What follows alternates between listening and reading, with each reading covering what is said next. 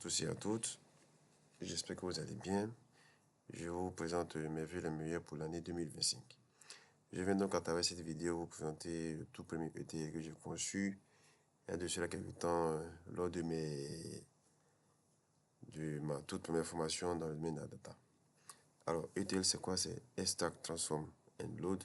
C'est un processus d'extraction, de transformation et de stockage de fichiers dans une base de données. Alors, ce qu'il faut savoir, c'est que l'extraction, en fait, peut varier. C'est-à-dire, vous pouvez vous retrouver à n'utiliser qu'une seule source de données vers une seule base de données, ou encore vous retrouver à utiliser plusieurs sources de données vers une ou plusieurs bases de données. Donc, à travers cet exemple-là, je me suis appuyé sur les données de la SNCF en ce qui concerne les objets retrouvés.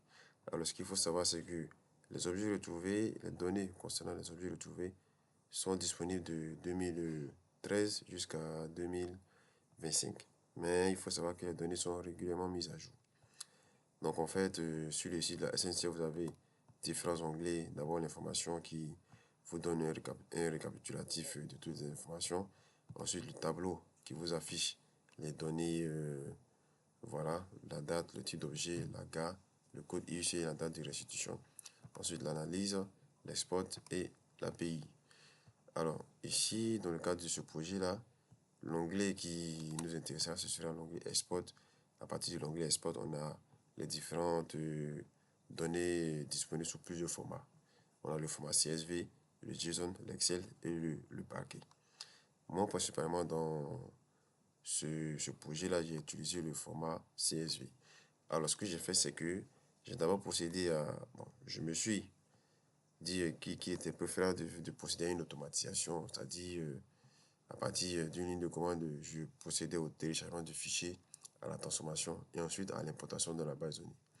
Donc, ce qu'il y a ici, c'est que d'abord, comme vous pouvez voir, ça c'est le fichier, c'est l'exemple que j'ai fait. Et en fait, tout se passe ici dans le fichier dans le fichier start.py. Donc, ce qu'il faut savoir, c'est que ici, dans le fichier start.py, d'abord, il y a quelques installations à faire. Psycop G2, qui est une librairie qui permet au moins du langage Python d'interagir sur une base de données PostgreSQL avec SQL Alchemy. Et aussi, j'ai d'abord procédé à la définition des paramètres par défaut. D'abord, le default URL, ça c'est l'URL de défaut pour le fichier CSV. Voilà, en fait, l'URL par défaut est disponible ici, c'est-à-dire il faut juste faire clic droit, copier l'adresse du lien. Ensuite, la définition de la connexion avec les différents paramètres. Et en fait, nos méthodes sont juste là. Il y a la méthode starting qui permet de démarrer le téléchargement du fichier tout en définissant le nom du fichier. Ensuite, il y a la méthode transform CSV file et la méthode import database, import data into database. Donc, en fait, dans le starting ici, je procède à quelques vérifications. Si le fichier existe, soit l'utilisateur continue de télécharger un nouveau fichier et donc dans ce cas, le fichier existant est supprimé et le nouveau fichier est téléchargé, ou dans le cas contraire, le téléchargement est fait directement. Voilà, donc après ça, il y a la... Bon, déjà dans la méthode de téléchargement, on récupère le fichier à partir de l'URL. Et une fois qu'on finit de récupérer le fichier, on procède à la modification des colonnes, c'est-à-dire on va renommer les colonnes, puisque en fait, on va utiliser les colonnes de notre fichier CSV comme propriété de notre table dans la base de données PostgreSQL. Donc pour ça, je mets tout en minuscule avec des underscore. Ensuite, on sauvegarde le nom du fichier, on sauvegarde le fichier sur un nom bien défini, bon, qui a été passé en paramètre. Et après le téléchargement, il y a la méthode d'importation. Donc la méthode d'importation ici, comme tout se fait toujours avec Panda, l'élément principal ici, fondamental dans l'opération, c'est le toSQL. Le toSQL, c'est la méthode qui permet l'importation de notre fichier CSV dans notre base de données. Voilà. Et en fait, ici, le premier paramètre, c'est le nom de la table qu'on veut donner, qui serait utilisé lors de l'importation. Ensuite, on définit la connexion, ensuite, bon, avec différents paramètres. Voilà. Et donc, ce qu'il y a à faire ici, c'est que on va juste faire une petite démo. Voilà, là, ça c'est le fichier qui est là. Pardon, notre table qui est là. Ce que je vais faire, c'est que je vais juste supprimer la table. Voilà, je supprime la table.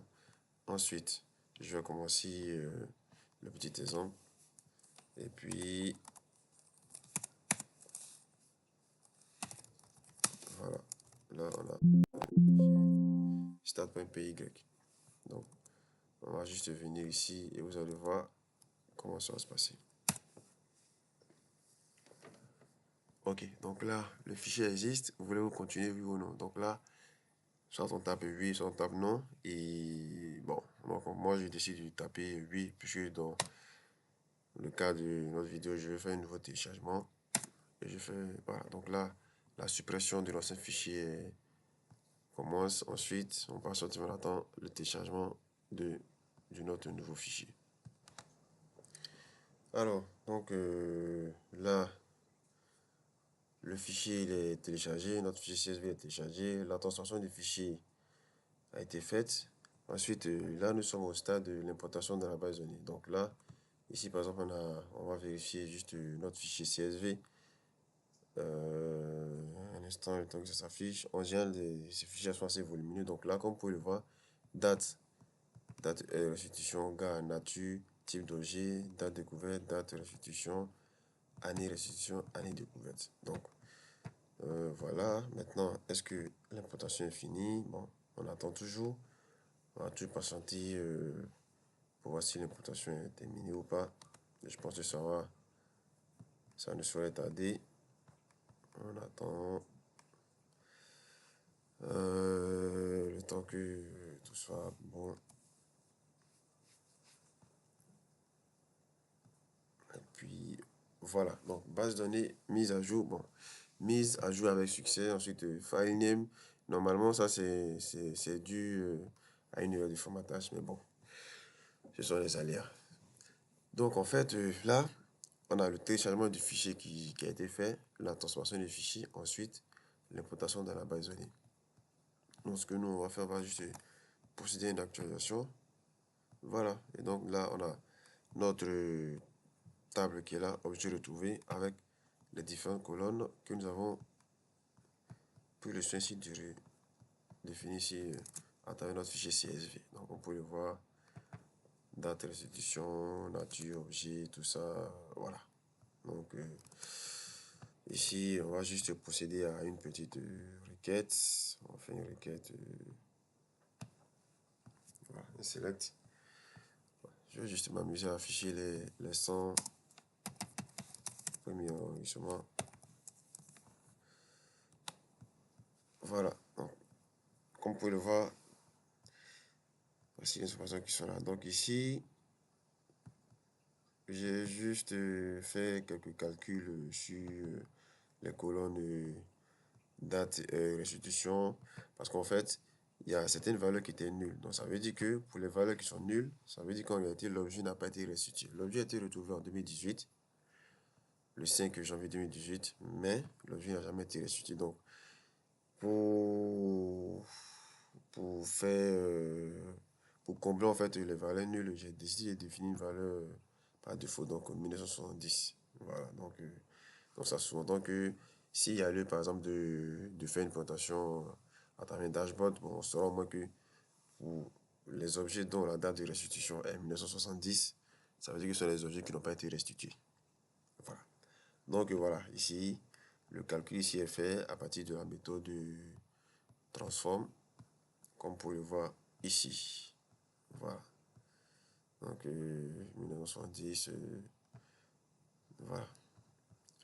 Donc, je tenais à vous dire merci et merci principalement à Josué Afouda à travers son groupe WhatsApp sur la data science qui incite et qui motive beaucoup de personnes à s'intéresser au métier de la data. Sur ce, je vous dis merci. Je vous dis à bientôt et à bientôt pour de nouvelles vidéos. Si vous avez des critiques, des suggestions, des remarques, des observations, naturellement, elles sont les bienvenues. Merci à tous et à toutes et à bientôt. Allez, ciao, ciao.